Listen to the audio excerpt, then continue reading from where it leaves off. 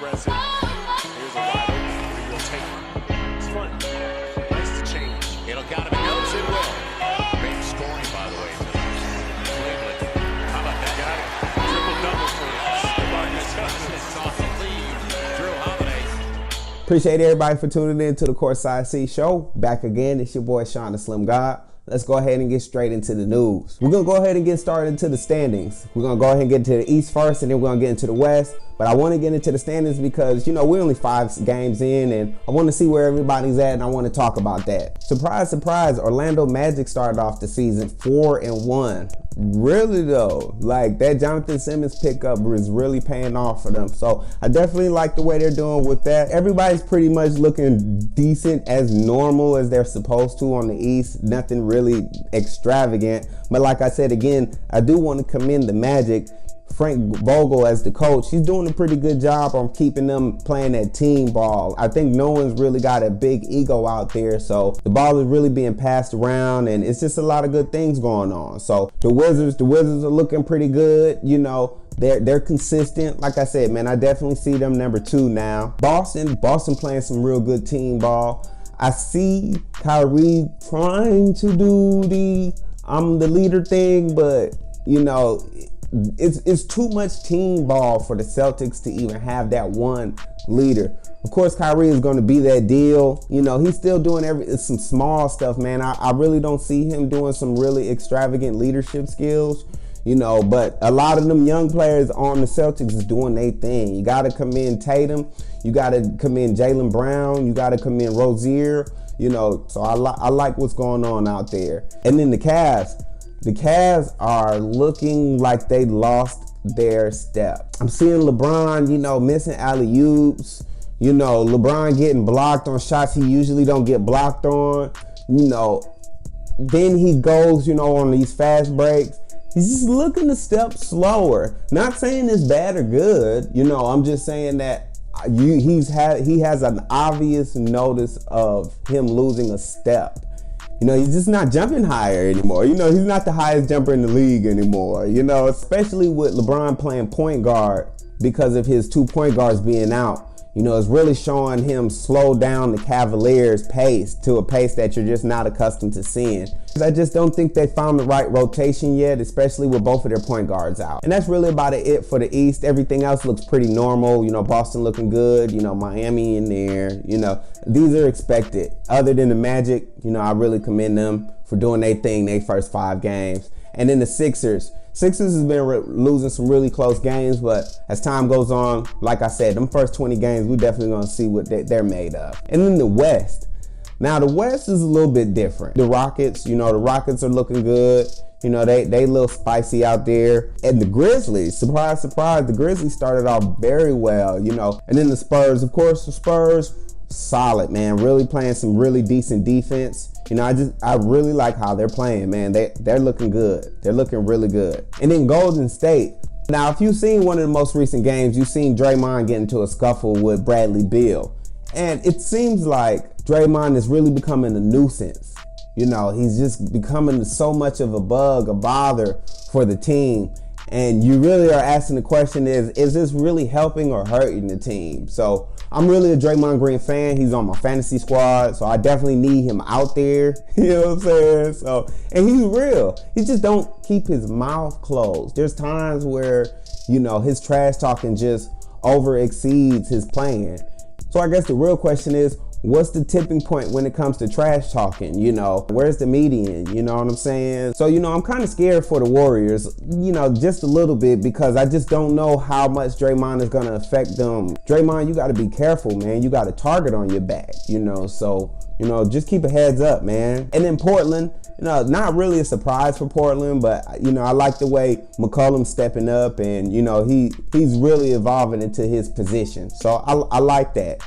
And in Minnesota, they're playing some real good team ball, you know, orchestrated by Jimmy Butler. Jimmy Butler's doing his thing, man. He looks really comfortable out there, and they're allowing him to do his thing, man. I like that. I really, really like that. Yeah, I like the way Jimmy is just really doing his thing, man. Kudos to him. And then the Pelicans. Wow. Like, I'm really impressed by the Pelicans and their game. I like the way they're playing their game together.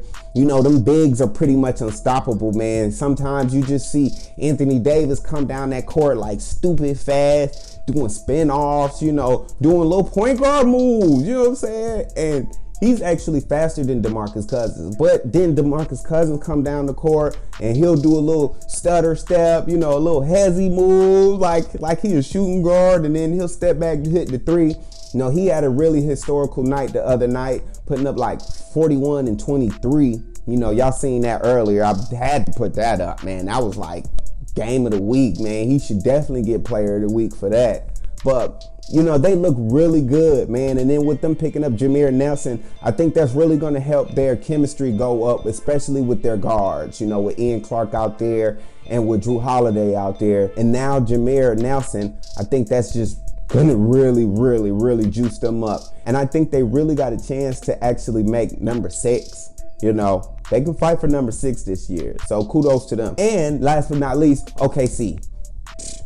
Bruh. Y'all got to play some defense, man. Like, seriously, I'm beginning to think that this league is turning into a no defense league. Like, the offense is really better than the defense. And that's why the season's going to be so good. It's just so much great offense out there that the defense is almost offset. You got to be on a great team to have great defense now. So if you ain't got great defense, it's like almost to none to no defense. I think that's why Orlando Magic is doing pretty good too, because they're focusing more on their defense than their offense, because their offense is going to come. But back to OKC, man, y'all got to do 2 things. One, y'all got to figure out what y'all going to do with Andre Roberson, and y'all got to give Russell the ball. Period. I don't care how many superstars is on that team. It's Russell team, bruh. Give him the ball. Like, there was a game that they lost by 3.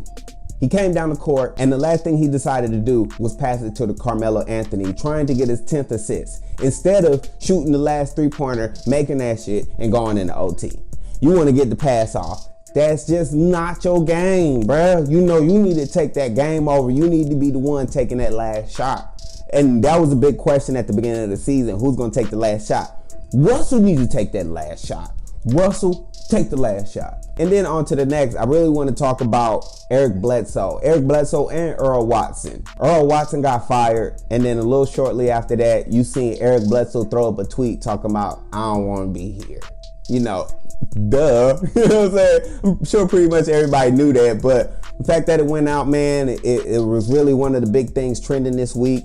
You know, I really feel bad for Earl Watson, man. They kind of threw him in that position. You know, it wasn't really a good transition for him to be the coach. And they kind of just pushed him in there, really didn't develop everybody around the coach. They just kind of was like, hey, deal with what we got. Eric Bledsoe is going to go somewhere else. Rumor has it he's supposed to be headed to either the Bucks, back to the Clippers. I really can't wait for Eric Bledsoe to get back out on that court and do his thing.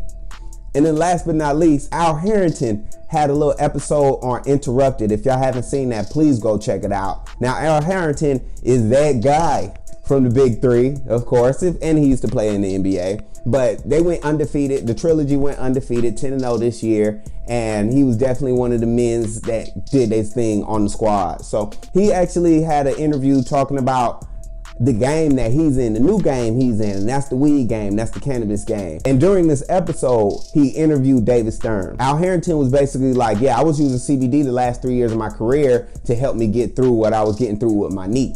You know, and David Stern was like, that's very interesting. You know what I'm saying? He was like, I was able to pass all my tests because y'all didn't test for CBD, y'all was testing for THC.